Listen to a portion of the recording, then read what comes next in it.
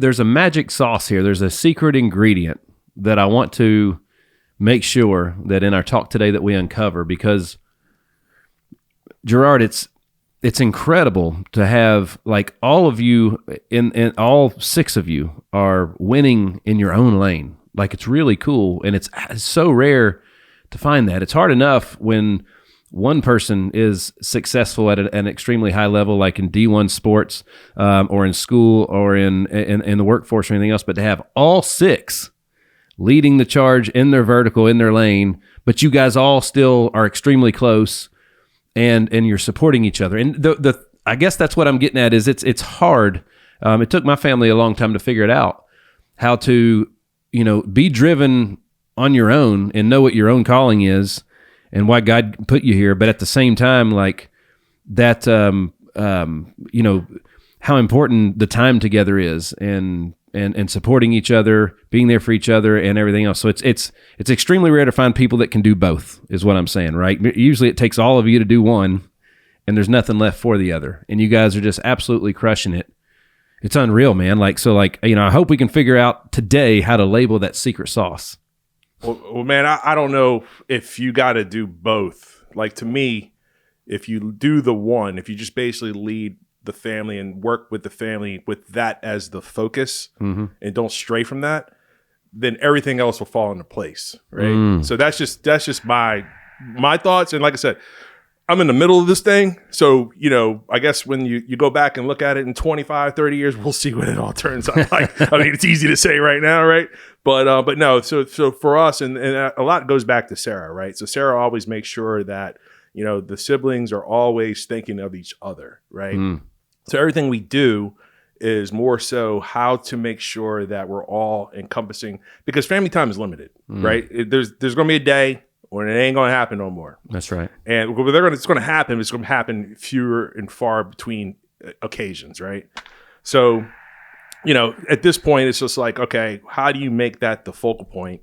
And then how do you make whatever you do, right? I don't care what you do. I don't care if you're playing an instrument. I don't care if you're playing a sport. I don't care if you're taking a test. How do you give 1,000% and make sure that this might be the last time you're doing this, bro? That's right. So just make sure that whenever you do it, you just give it your all. That's it. That's the rules. You never do know when it's the last time. None of us do, as a matter of fact. Regardless of how old our kids are, right?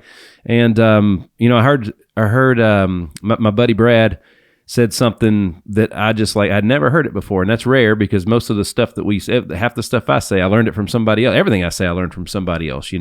Very few things are like a Nick Hyder original, right? You know what I'm saying? But he said something the other day that just I'd never heard before that really stuck out to me, and he's been big on saying, like, if you woke up today, you won, right? Because the alternative is you didn't, right? So your journey here is over. However, he said, the ultimate gift in life is a new day. Now, the new day could be, you could look at it as like, I woke up, it's a new day. But if your actions are the same as all the other days prior, it's technically not a new day. It was just a new sunrise, right? So he said the greatest gift you can get in life is a new day in which you've never done anything before, because that's obviously too how you grew, right? So now check this out. Guys like you, guys like me. So a lot of times we get compared in the workforce to our competitors. A lot of times our competitors might be 10, 15 years younger and single. They ain't got the responsibilities at home. Right. And we have to not only keep up, but thrive in that atmosphere. But check this out. Dude, you got 24, 22, 17, and 14-year-old kids. All right. So 2 of them's out the house already. One's almost out the door. And I know Gage. Gage, he's very he can self-serve pretty good. So now all of a sudden, everything that you've been doing all these years, you got all this extra time and focus. Yes, sir. So it's kind of like, all right, it's like the guys that wear like the ankle weights or the vest, right? Mm-hmm. So you're running 1,000 miles an hour carrying this vest, which is not a weight or a burden, but I'm just using that metaphor. Basically, they're not a burden. But what I'm saying is I've been running 1,000 miles an hour. Sarah and I've been running 1,000 miles an hour with cement shoes on. Yep. Right. So what are we doing? We're building muscle. Right. We're building muscle, and we're building stamina. So that point that, and it's kind of like when one breaks off, you get a little bit faster because you know what? We're going to bring him into the mix. So now we got another person and then we got this second one. Like I said, she's helping she's doing her branding. Now I've actually risen to the level of I'm going to help dad on my social media now. So now I'm cool, right? So now I can kind of now she's helping me. So now it's 4 of us, right? So as the weights shed off of us is actually building strength because guess what they're doing?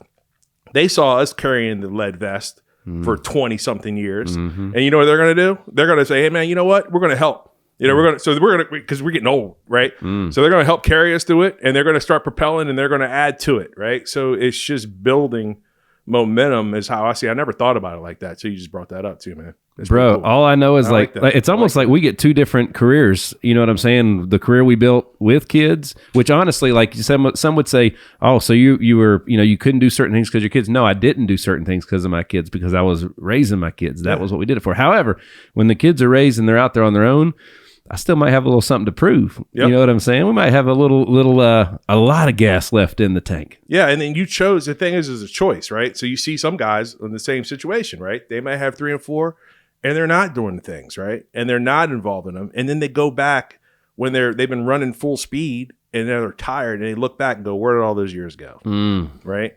So what have I done, right? What have I missed out on? What didn't I go to? And, one thing I can say is I was at all the things, whatever it was. Some things I probably shouldn't be at. Some things, looking back on it, I probably shouldn't have flown to Gianna. I probably shouldn't have flown to Spokane, Washington in 2021 to watch you run 7 seconds in the hurdles, right? I could have watched that on TV probably. But you know what? I loved it. I got to go out there. I got to see it, and I got to be there for the first. So that was great. But some things is like, okay, you know what?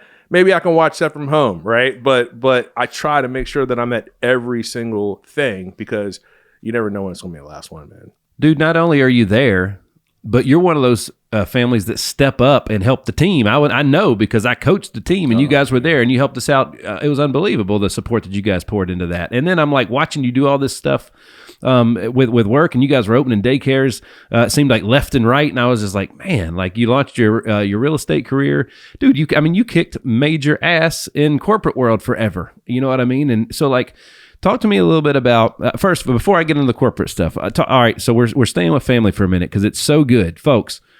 If you want to know how to structure your life so that your cup can be overflowing, full and overflowing, listen to this episode and what Gerard's got to say right here. Like I'm just telling you, it's cool to meet somebody and hang out with somebody and get to know somebody and be inspired by somebody that's doing that. We're running in so many parallel lanes, man. It's such a cool thing. So not only do I work with my spouse, but you work with yours, and I'm not gonna lie, dude. When you guys are together, she brings another level to you.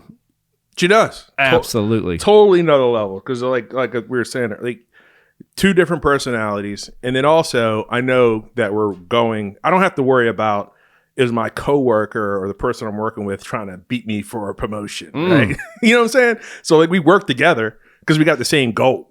Right? So it makes things a little easier when you know that the other person's carrying their weight because you got the same common goal. It's the same freaking house. Right? So but it ain't all, roses all the time, right? There's some things where sometimes like, hey man, it gets tough, but that's part of marriage. That's part of relationships. It's part of work with people, but I wouldn't trade it. Right. So it's great. We work together. We do a lot of things together. She runs her business. She's the operational arm. She's in that daycare working it. I kind of look at some of the things, finances, ratios. I'll look at some of the business stuff, make sure we're talking to the accountant, keep us out of trouble on that side from going back to like running a warehouse or run everything like a warehouse. So those are some of the things that, working together, and even we're shooting content or we're working on, whatever it's going to be with the kids or with whoever, we all work together on those things. So how do you guys, so the way that Rhiannon and I are always finding new ways to find a reason to do stuff with the family with like it was almost like that. Did you there's an episode in the that show Landman with the owner of the Dallas Cowboys, And he's, that's a dude that is compassionate. May not be what people would say the most about him. However, when you hear this speech that he gave, this monologue in this show about how he built everything that he built in business was so that he could spend more time with his family. It was cool. It was really cool. And for Rhiannon and I, we have to the more we can come together and dream together, that's where all of the things that we do on a daily basis come from, right? So Marcus Whitney taught me that. He's like, you got to take time to create time. You know what I mean? So like you sit down and you write down all the things for the next 6 months or a year or whatever that have to happen, whether it's dinner with your parents or whatnot, you put them on the calendar first. He basically taught us how to time block at scale. Right? How do you guys do it? Man, it's funny. Like, I don't know. I don't know if this place is, I don't know if you could read my mind or where you're getting this stuff from, but time blocking. And like you said a couple things. You said structure, you said time blocking, and you said write it down, right?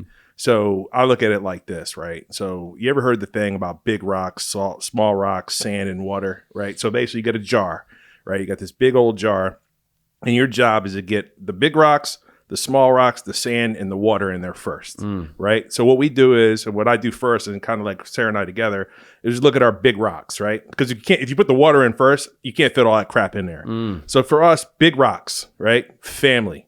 If you look at my calendar, if you look at anything, or my whole calendar is color coded, all my kids and family activities go into the calendar first, period.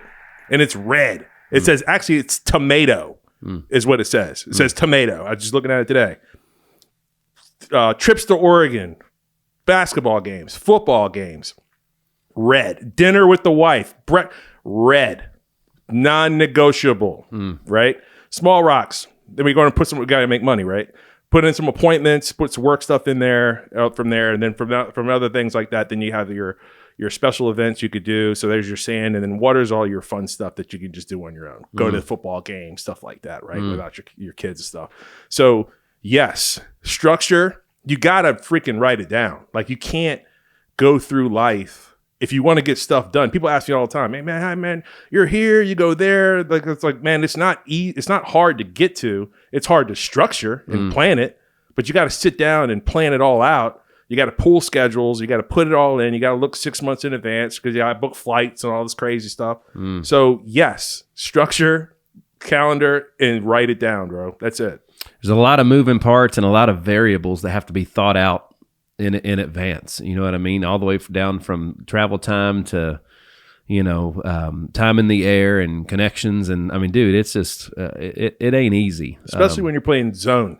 Right? Because it's two of us, right? And now you got four, right? So now we got to play zone. Y'all ain't played man-to-man defense in a decade. Yeah, we're back. We're almost there, man. We're getting to man-to-man. It's going to get easier, right? But zone, man, zone defense, and then especially when you got a conflict. Because then you got to figure out, I mean, I can tell you real quick, man. There was one time last year where I rented a car.